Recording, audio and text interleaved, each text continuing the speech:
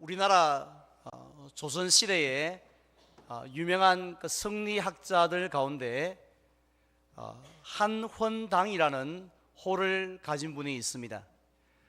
그의 이름이 김굉필인데요. 일찍이 그는 김종직의 문화에서 학문을 하였고, 나중에는 조광조에게 또 그 학문을 전수해 줄 정도로 아주 중요한 역할을 했던 분입니다.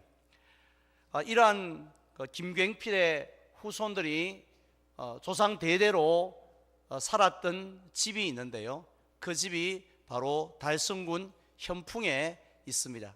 그래서 그 고택을 가리켜서 한헌당 고택이라고 부릅니다. 그런데 흥미로운 사실은 주말에는 말할 것도 없고요, 평일에도 그곳을 찾는 사람들의 발걸음이 끊이지 않는다고 합니다. 심지어는 입소문을 듣고 전국에서 찾아올 정도의 흔히 말하는 핫플레이스가 되었습니다. 아직도 저는 그곳을 가본 적은 없는데요, 다녀온 분들 중에서 몇 분이나 저에게 꼭 한번 가보시라고 강추합니다. 절대로 후회하지 않을 거라고 또 그렇게 말씀들을 하셨습니다. 이처럼 사람들이 그 낡고 오래된 고택을 즐겨 찾는 이유가 무엇인지 아십니까?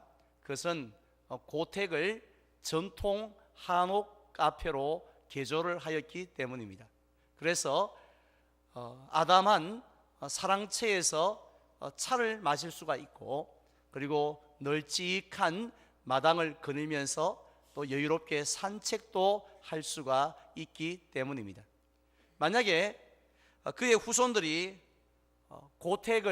고택의 대문을 자물쇠로 굳게 잠그고 외부인 출입 금지라는 경고문까지 붙였다면 어떻게 되었겠습니까? 대부분의 고택들이 그러한 것처럼 연세 드신 몇몇 후손들만 1년에 한두 번 찾아오는 것 외에는 먼지가 뽀얗게 쌓여 있고 아무도 찾지 않는 쓸쓸한 그런 고택으로 전락해버리고 말았을 것입니다. 결국 똑같은 집이지만 어떻게 관리하느냐, 어떻게 운영하느냐에 따라서 그 가치가 달라지는 것 같습니다. 저는 우리의 인생도 마찬가지라고 생각합니다. 요즘 젊은이들이 제일 상처를 많이 받는 이야기가 있는데요, 그것은 바로 금수저, 흙수저의 이야기입니다. 우리에게도 많이 회자되어지고 있는 이 이야기는 태어날 때에 어떤 환경에서 태어났느냐에 따라서 인생이 벌써 결정되어진다라는 아주 비관적이고 운명적인 이야기입니다. 그래서 열심히 노력해봤자 아무 소용이 없는 그런 나라라는 그런 아주 자조적인 그런 이야기이죠. 물론 전혀 근거가 없는 이야기는 아닙니다만은 우리 인생을 많이 경험하신 우리 성모님들이 생각할 때는 어떻습니까? 실제로는 우리가 타고난 환경이나 스펙도 물론 중요하지만은, 그러나 우리가 인생을 어떻게 살아가느냐, 어떻게 운영하느냐에 따라서 인생의 의미도 달라지고 인생의 가치도 달라지는 줄 믿습니다. 그렇기 때문에 우리는 쉽게 환경을 보고 낙심하거나 절망해서는 결코 안 된다라는 것이죠. 우리는 이런 사실을 오늘 본문에 나오는 한 왕을 통해서 발견할 수가 있습니다. 그는 아사라는 왕인데요, 우리가 잘 알고 있는 것처럼 솔로몬이 죽은 이후로 이스라엘 왕국은 둘로 분열되어집니다. 남유다 왕국과 북이스라엘로 분열되어지는데, 그런데 이 아사 왕은 남유다 왕국의 세 번째 왕으로서 통치 기간이 무려 41년이나 됩니다. 우리는 그의 인생 이야기를 크게 3막으로 나누어서 볼 수 있는데요, 먼저 인생 1막이 오늘 시간 관계상 읽지 않았지만 역대하 14장부터 나타나 있습니다. 그의 인생 1막의 특징을요 한 단어로 요약한다면 태평성대입니다. 다른 말로 평안이죠. 특별히 1절에 보니까 그의 땅이 10년 동안 평안하니라고, 그리고 6절에 보면 그 땅이 평안하여 열의 싸움이 없은지라 라고 했습니다. 사실 우리가 지나간 한 해를 돌아볼 때 아무 일 없이 정말 평안했던 그런 날이 며칠이나 되나요? 몇 시간도 우리가 그런 시간 가지기 힘이 드는데, 이 아사왕 때는 무려 10년 동안 나라가 평안했다는 것입니다. 한 나라를 통치하는 지도자의 입장에서 제일 공통적으로 바라는 소원이 무엇이겠습니까?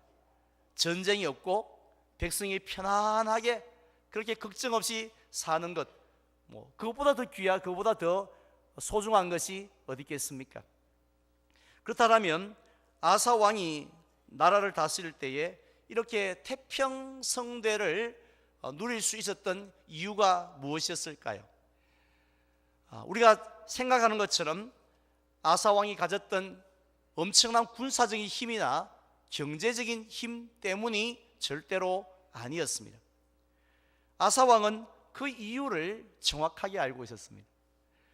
어떤 사람은 그 이유를 잘 모르는 경우도 많은데, 아사 왕은 참 지혜로웠던 왕인 것 같습니다. 그는 이렇게 고백을 했습니다. 우리가 이렇게 평안함을 누리는 것들은 우리가 주를 찾았기 때문이라고. 내가 훌륭해서 나 같은 왕을 만나서 여러분들 잘 사는 줄 아세요? 그것이 아니라 바로 우리가 주를 찾았기 때문에 이렇게 하나님이 평안함을 주셨다라고 백성들 앞에 고백을 합니다. 이 말씀은 아사 왕이 다른 왕들처럼 하나님도 찾고 급할 때는 다른 이방 신들도 찾았다라는 의미가 아니지요. 양다리를 걸쳤다라는 것이 아닙니다. 오직 하나님 한 분만 찾고 하나님 한 분만 의지하였다는 것입니다.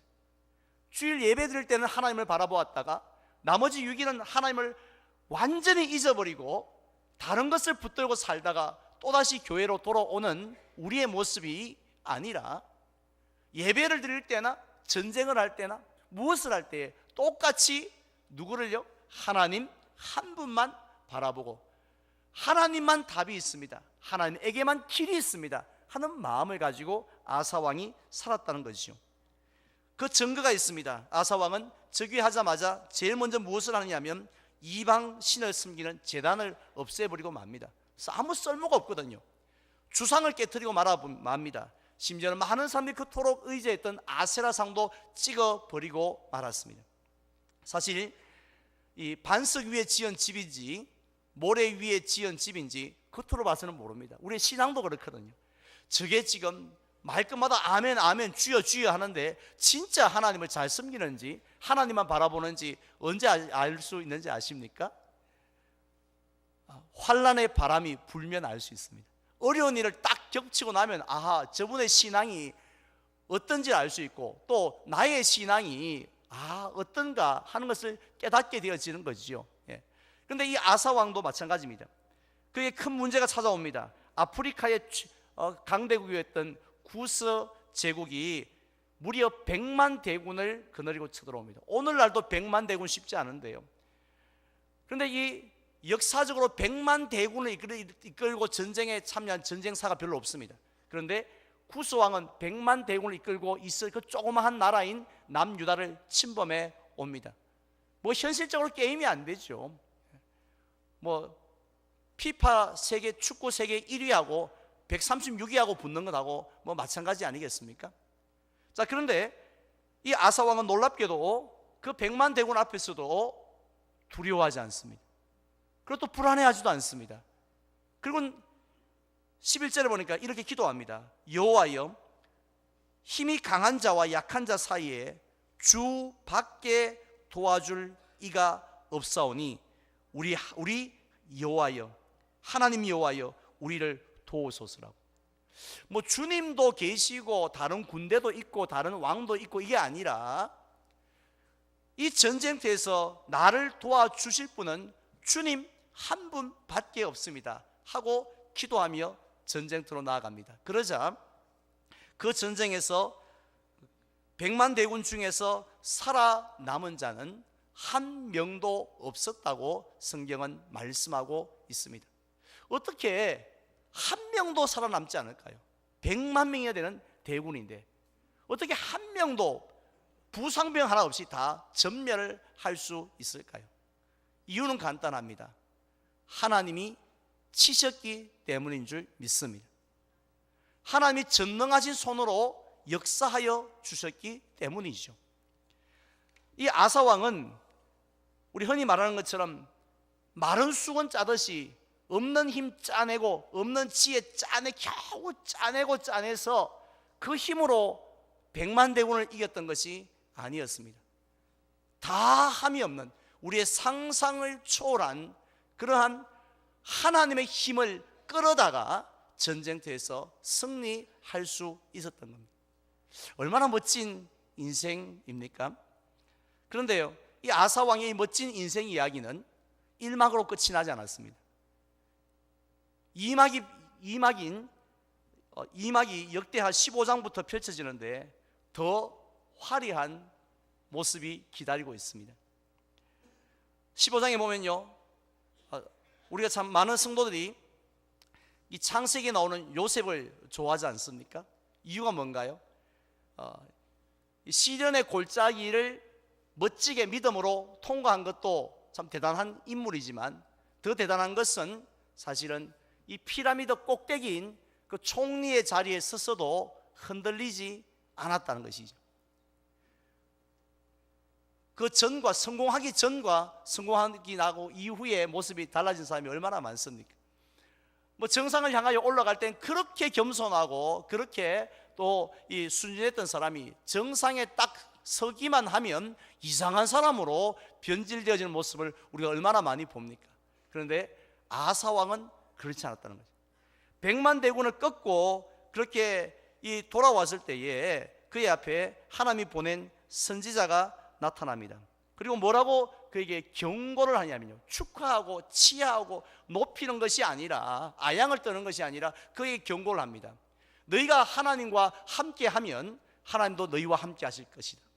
만약에 너희가 하나님을 버리면 하나님도 너희를 버릴 것이다. 이런 말씀을 하십니다. 좀 기분 나쁜 수도 있지 않겠습니까? 성공한 사람에게. 하지만 이 말씀을 들었던 이 아사왕은요, 선지자의 말씀을 듣고 자신의 마음을 강하게 하였다라고 했습니다. 어떤 마음을 강하게 했을까요? 내가 이전보다 하나님 더 사랑해야지. 내가 지금까지도 하나님 의지했지만 하나님 더 의지해야지. 지금까지도 하나님 바라보았지만 하나님 더 바라보아야지 하는 마음을 더 강하게 하였다라는 말씀입니다. 그래서 어떻게 하는 줄 아십니까? 그는 이스라엘 온 땅에 우상과 요만큼에도 관련되어 있는 물건은 다 파괴해버리고 맙니다. 그리고 이스라엘 백성들을 다 예루살렘으로 소집을 해요.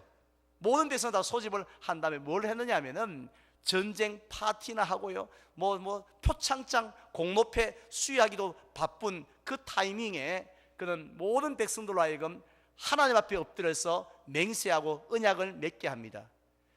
우리가 마음을 다하고 뜻을 다해서 하나님 사랑하겠습니다. 하나님만 바라보고 살겠습니다. 절대로 우리가 사람 의지하지 않겠습니다. 이렇게 맹세를 하는 집회를 가지게 되어집니다. 그리고 더욱더 기가 막혔던 사실은요, 그에게 어머니가 있었습니다.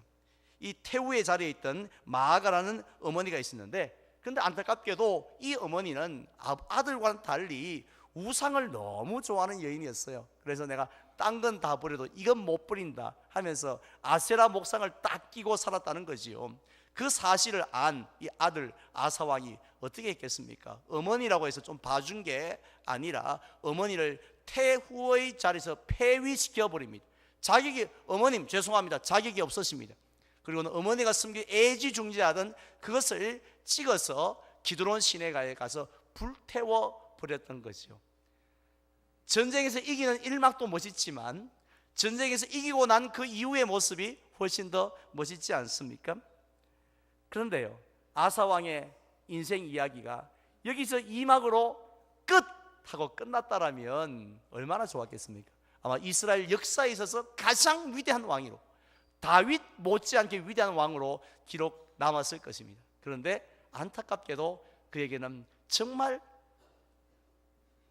너무나 후회스러운 인생 산막이 기다리고 있었습니다. 그 산막이 오늘 본문인 이 16장 말씀인데요, 16장에 보면 그가 왕이 된 지 36년이 지났습니다. 결국 36년 동안 태평성대를 이룬 거지요.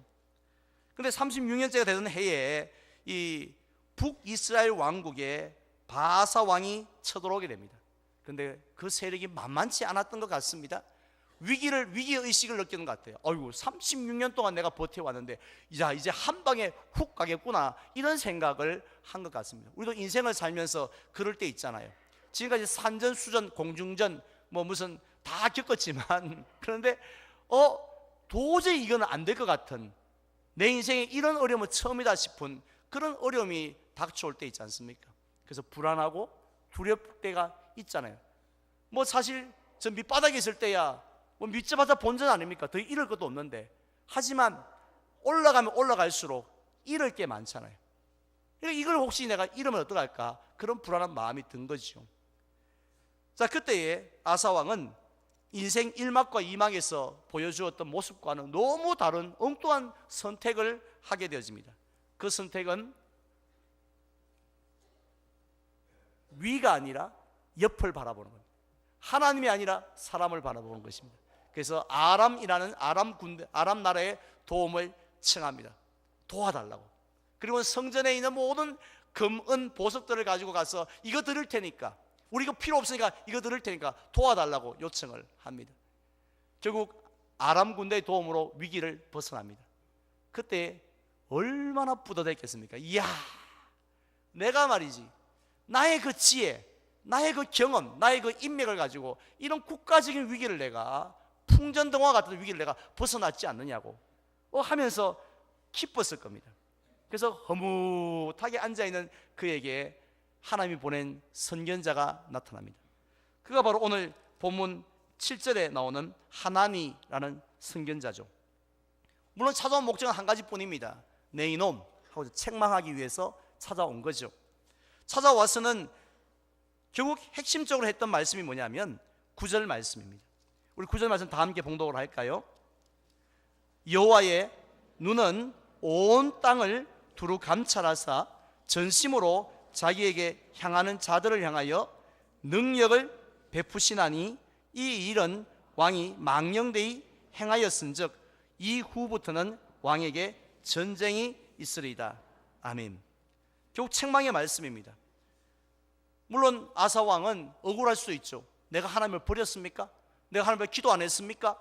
하나님을 내가 안 믿었습니까? 하는데요, 완전히 버린 건 아니지만 사람들이 볼 땐 하나님 잘 믿는 것처럼 그렇게 보였지만 하나님께서 보실 때는 기준 미달이라는 거죠. 하나님이 원하시는 기준은 뭡니까? 우리 사람들은 그만하면 됐지 한 달에 교회 한번 나오면 됐지 바쁜데 그 정도 하면 됐지 이렇게 우리 얼마나 여유로운 너그러운지 모릅니다만은 하나님의 기준은 그렇지 않습니다. 하나님은 그가 예배를 안 드렸겠습니까? 그가 무슨 기도를 안 했겠습니까? 하지만 무엇이 마음에 안 들었습니까? 전심으로 wholeheartedly 자기의 마음을 다하여서 하나님을 의지하고 섬기지는 않았다는 것입니다. 그래서 책망한 거죠. 네가 잘못했다. 전심으로 하나님을 의지하지 않았지 않느냐, 양다리 걸쳤지 않느냐라는 말씀이죠. 그때에 아사왕이 어떻게 행동합니까? 10절 보십시오. 아사가 노하여 했습니다. 노하여.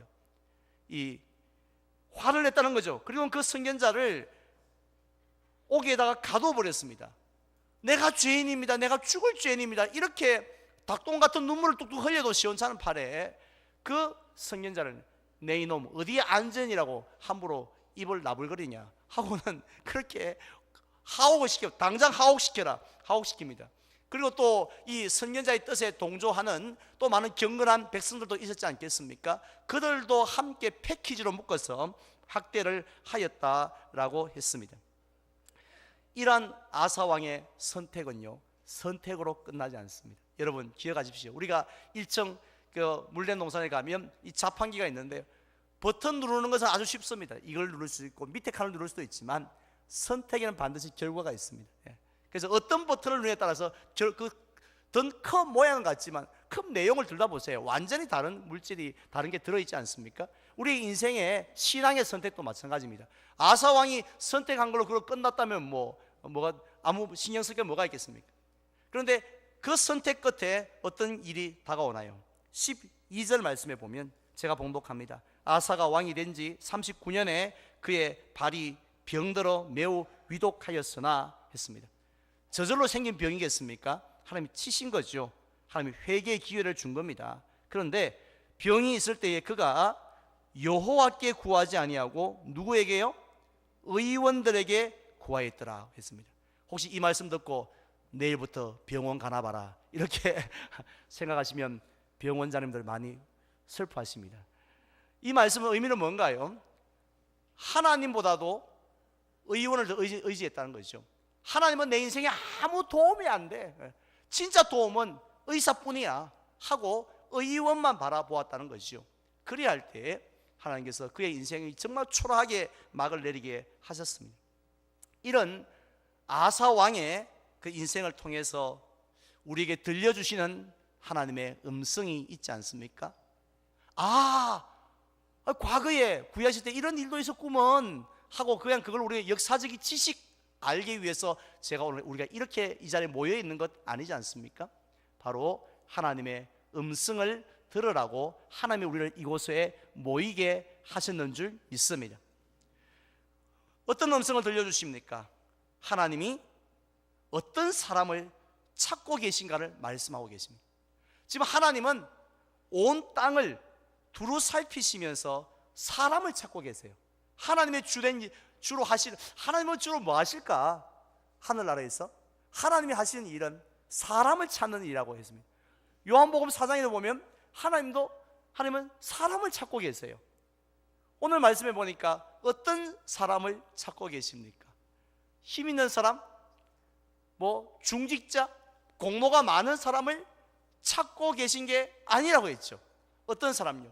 전심으로 하나님을 향하여 하나님을 향하는 자들을 찾고 계신다고 했습니다. 왜냐하면 전심으로 하나님을 향하는 사람을 제일 기뻐하시기 때문인 줄 믿습니다. 우린 그런 생각 많이 하잖아요. 나 같은 사람이 하나님께서 사랑받을 자격이 있겠어? 아직도 내가 서리 집사 내가 30년째인데 대표 기도 시키면 가슴이 콩을 말해주고 이런데, 이런 나이가 무슨 하나님의 사랑받겠어? 이렇게 생각하시지 않습니까? 그런데 하나님은 어떤 사람이냐면 전심으로 하나님을 향하는 자를 찾고 계신다고 했습니다. 그리고요, 그 사람을 기뻐하시는 하나님께서는 찾으신다면은 그에게 어떻게 하신다고 했어요? 뭘 베푸신다고요? 능력을 베푸시나니. 능력을 베푸시나니. 물론 여기서 약속하신 능력은 한계가 있고 유효기간이 있는 그런 능력이 아니에요. 세상이 줄 수 있는 능력이 아닙니다. 한계가 없고요, 또 우리 앞에 어떤 문제도 이기게 하시는 하나님의 능력, 성령의 능력, 다이나마이트와 같은 능력인 줄 믿습니다. 우리가 도저히 할 수 없는 일이지만, 그러나 하나님의 능력이 함께 하시면요, 모든 일이 다 가능해지는 그런 놀라운 능력을 누구에게요? 전심으로 찾는 자에게 주신다는 것입니다. 우리 전기 드릴 많이 쓰시지 않습니까? 이건 손으로 한번 뚫으려고 보세요. 그 철판을 뚫을 수 있습니까? 아무리 천하장사를 할지라도. 하지만 전기 코드에 꽂고 드르릉 하면 그게 강판도 뚫어버리지 않습니까? 우리 하나님의 능력도 그런 능력이란 것이죠. 그래서 이사야서 40장 31절에 보니까 어떻게 고백합니까? 다 같이 함께 봉독할까요? 오직 여호와를 앙망하는 자는 새 힘을 얻으리니 독수리가 날개치며 올라감 같을 것이요 다른 박질하여도 곤비하지 아니하겠고 걸어가도 피곤하지 아니하리로다. 할렐루야. 메이블 프랜시스라는 여자 선교사님이 계셨습니다. 그는 평생을 일본 땅에서 복음을 전하며 사역하신 분이셨는데요, 어느 날 그가 사역하는 중에 충격적인 뉴스를 듣습니다. 그것은 일본이 진주만을 공습하였다라는 소식이었습니다. 그 뉴스가 나오자마자 미국에서 건너왔던 동료 선교사들이 급하게 짐을 싸기를 시작합니다. 당연하지 않습니까? 신변의 위협을 느끼는 거죠. 이런 상황에서 미국 사람이 일본 땅에서 선교사 무엇을 할 수 있다는 말입니까? 그런데 그녀는 일본 땅에 계속 남아 있어야 한다라는 마음을 결심을 하게 되어집니다. 당연히 그를 가만히 둘 리가 없죠.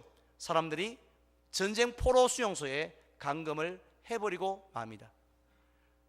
아무런 복지 시설이 없는 열악한 그곳은 한마디로 지옥 같았습니다. 먹을 것조차도 제대로 끼니도 잊지 못하는 힘든 속에서 영양실조에 걸립니다. 힘이 하나도 없습니다. 기진맥진해 있습니다.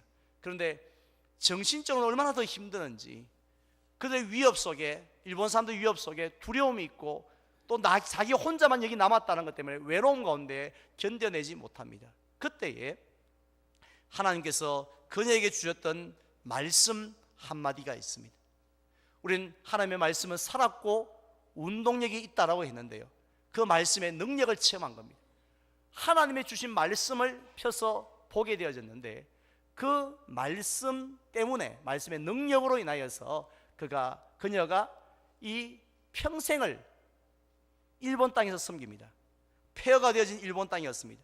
사람들이 원자탄이 투하되고 난 이후로 많은 사람들이 죽었고 살아있는 사람도 절망 가운데 있었지만, 그는 한 사람 한 사람을 그리스도의 사랑으로 안아주며 소망을 주고 위로하고 힘을 내게 했던 사람입니다.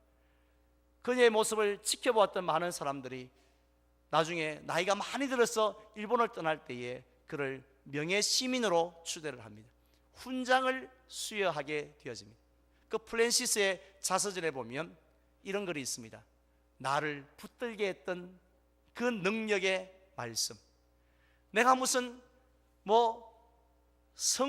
아주 의지가 강해서가 아니라 나를 지치지 않게 했고, 그 모든 외로움, 두려움, 그 모든 배고픔을 이기게 했던 그러한 말씀은 바로 이겁니다 하고 소개했는데, 제가 봉독해 드립니다.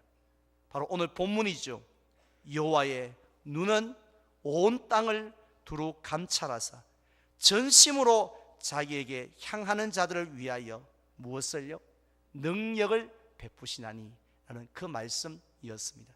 그래서 지금은 내가 너무 열악하지만, 그러나 내가 전심으로 하나님을 바라보면 하나님이 이 전쟁터 속에서도 이길 수 있는 힘을 주실 줄 믿습니다 하는 그 믿음 가지고 그 말씀 붙들고 결국은 끝까지 달려갈 길을 갔던 것입니다.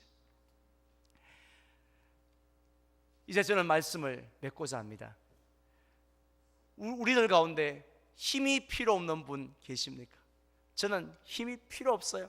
내가 가지고 있는 이 물질의 힘만 해도 얼마나 대단하다고, 내가 가지고 있는 이 가방끈만 해도 얼마나 길다고, 얼마나 인적인 힘만 해도 많다고 도와주지 않으셔도 됩니다. 이럴 분 계십니까? 사실 딱 깨놓고 우리가 가지고 있는 힘은요, 며칠도 버티지 못합니다. 우리가 며칠을 버티겠습니까? 몇 시간을 버티겠습니까? 우리가 지금이야 아무도 안 도와줘도 될 것 같지만 막상 어렵고 힘든 일 닥칠 때 몇 시간을 버텨낼 수 있습니까? 이사야서의 말씀처럼 소년이라도 피곤하며 곤비하며 장정이라도 넘어지며 쓰러질 수밖에 없는 것이 저와 여러분들의 인생입니다. 자만하지 마십시오. 아무도 자신을 믿어서는 안 됩니다. 그런데 이런 우리가 다함이 없는, 끝이 없는 그 놀라운 하나님의 능력을 끌어다가 그 능력으로 살아갈 수 있는 비결이 있다고 오늘 성경은 말씀하고 있습니다. 무엇인가요? 전심으로 하나님을 향하는 겁니다. 전심으로 하나님을 바라보고 전심으로 하나님을 의지하게 되어질 때 저와 여러분들의 인생 이야기들이 1막만이 아니라 2막만이 아니라 마지막 3막까지 하나님 앞에 아름답고 위대한 인생 이야기로 남게 되어질 줄 믿습니다. 2019년 이제 시작되어졌는데요. 바로 이러한 하나님의 능력이 있을 때 우리는 연말까지 끝까지 우리가 주신 사명 감당할 수 있습니다. 그냥 겨우겨우 버티려고 하지 마십시오. 그냥 버텨보자라는 마음으로 살기를 하나님은 원치 않습니다. 하나님의 이 놀라운 능력을 끌어다가 쓰기를 원하신다는 것이죠. 그래서 겨우 자리만 지키는 것이 아니라 능력 있게 하나님이 원하시는 아름다운 인생을 살아가기를 원하고 계십니다. 그래서 그 하나님의 놀라운 능력 안에서 독수리의 날개치며 올라감같이 멋지게 비상하는 그런 귀한 한 해 되시기를 주님의 이름으로 축원을 드립니다.